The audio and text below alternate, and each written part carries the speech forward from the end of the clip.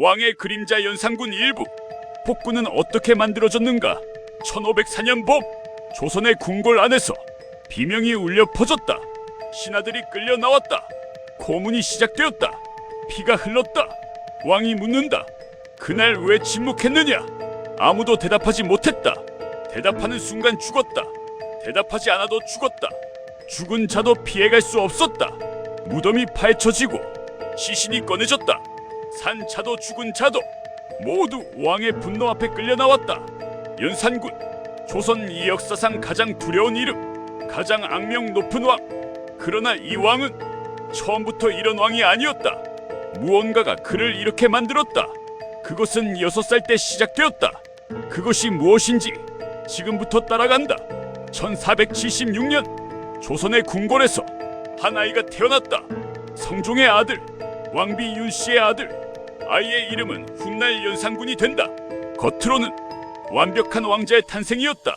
아버지는 성종, 조선의 성군이라 불리는 왕이었다. 경국대전을 완성했고 학문을 장려했으며 신하들과 토론하는 것을 즐겼다. 세종 이후 가장 안정된 시대, 사람들은 그렇게 불렀다. 그러나 이 완벽한 왕궁 안에 균열이 시작되고 있었다. 왕비 윤씨, 그녀는 점점 변해갔다. 후궁들이 늘어났다. 왕의 총애가 분산되었다. 왕비의 자리가 흔들렸다. 질투는 쌓였다. 분노는 자랐다. 궁궐 안의 갈등은 깊어졌다. 그리고 어느 날 사건이 터진다. 왕비 윤씨가 성종의 얼굴을 손톱으로 긁어버렸다. 왕의 얼굴에 상처가 났다. 조선 왕실에서 절대 일어나서는 안 되는 일이었다. 왕은 하늘이었다. 그 하늘에 손을 댄 것이었다. 조정이 술렁였다. 대신들이 모였다. 결론은 하나였다. 패비. 1479년 윤씨는 왕비 자리에서 쫓겨난다. 궁 밖으로, 왕의 곁에서, 아들의 곁에서. 그러나 끝이 아니었다. 1482년 성종은 마침내 명령을 내린다. 사약! 궁 밖으로 쫓겨난 윤씨에게 사약이 내려졌다. 그녀는 그렇게 죽었다. 왕비였던 여자, 왕자의 어머니였던 여자. 기록에 따르면 사약을 받은 윤씨는 피를 토했다. 그 피 묻은 적삼이 훗날 연산군에게 전해진다. 아무런 장례도 없었다. 이름도 지워졌다. 기록도 봉인되었다. 그리고 성종은 명령했다. 이 사실을 왕자에게 알리지 말라. 그때 연산군은 6살이었다. 어린아이는 어머니가 어디로 갔는지 아무것도 몰랐다. 어머니가 보고 싶으면 어디 계시냐고 물었을 것이다. 그러나 아무도 대답하지 않았다. 궁궐의 침묵이 아이를 감쌌다. 그렇게 세월이 흘렀다. 연산군은 왕자로 자랐다. 공부했다. 훈련했다. 왕이 될 준비를 했다. 그러나 어머니의 빈자리는 채워지지 않았다. 누구도 말해주지 않았다. 어머니가 어디 있는지, 어머니에게 무슨 일이 있었는지. 왕자는 그 빈자리를 안고 어른이 되었다. 1494년 성종이 죽었다. 연산군이 왕위에 올랐다. 조선의 10번째 왕. 처음 몇 년은 큰 문제가 없어 보였다. 그러나 조정 안에서는 긴장이 흐르고 있었다. 연산군은 신하들의 간언을 싫어했다. 옳고 그름을 따지는 목소리를 견디지 못했다. 누군가 고개를 들고 반론을 펼치면 그 자리에서 표정이 굳었다. 왕이 결정하면 신하는 따르면 된다. 그것이 연산군의 생각이었다. 신하들은 눈치챘다. 그러나 아무도 말하지 않았다. 말했다가 어떻게 될지 알고 있었다. 1498년 무오사화가 일어난다. 살인파 학자들이 쓴 이 역사 기록이 문제가 되었다. 선왕인 세조를 비판한 기록이 있었다. 연산군은 그것을 빌미로 살인파를 대거 숙청했다. 김일손이 끌려왔다. 고문이 시작되었다. 처형이 이어졌다. 수많은 학자들이 죽거나 귀양지로 보내졌다. 이것은 신호였다. 연산군은 이미 심상치 않은 방향으로 흘러가고 있었다. 그러나 진짜 폭풍은 아직 오지 않았다. 언제였는지 정확히 알 수 없다. 어느 날 연산군에게 진실이 전해졌다.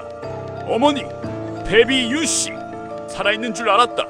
아니, 어딘가에 있을 것이라 믿었다. 그러나 어머니는 이미 오래전에 죽어 있었다. 사약! 6살에 헤어진 어머니가 그 이후 얼마 지나지 않아 사약을 받고 죽었다는 것. 그리고 전해진 것이 하나 더 있었다. 피 묻은 적삼. 어머니가 죽으면서 토한 피가 하얀 적삼에 물들어 있었다. 연산군은 그것을 받아들었다. 그리고 침묵했다. 긴 침묵이었다. 아무 말도 하지 않았다. 아무 표정도 보이지 않았다. 그 침묵이 더 무서웠다. 1504년 갑자사와 연산군은 움직이기 시작했다. 어머니의 죽음에 관여한 자들, 그 결정을 내린 자들, 알면서 침묵한 자들, 이름들이 불려졌다. 이미 죽은 사람도 예외가 없었다. 무덤이 파헤쳐졌다. 시신이 꺼내졌다. 부관참시, 죽은 자의 뼈를 갈아 강에 뿌렸다. 살아있는 자들은 체포되었다. 그날 왜 막지 않았느냐? 그날 왜 침묵했느냐? 고문이 시작되었다. 처형이 이어졌다. 궁궐 마당에 다시 피가 흘렀다. 세조의 시대에도 피가 흘렀다. 그러나 그것은 권력을 위한 피였다. 연산군의 피는 달랐다. 분노를 위한 피였다. 상처를 위한 피였다. 멈추지 않았다. 어머니의 원수를 향하던 칼이 방향을 잃기 시작했다. 눈에 거슬리면 끌려갔다. 말이 많으면 잡혀갔다.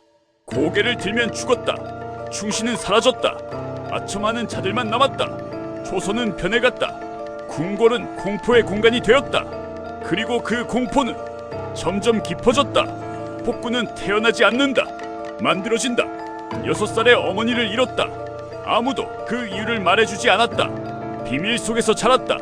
왕이 되었다. 진실을 알았다. 피 묻은 적삼을 손에 쥐었다.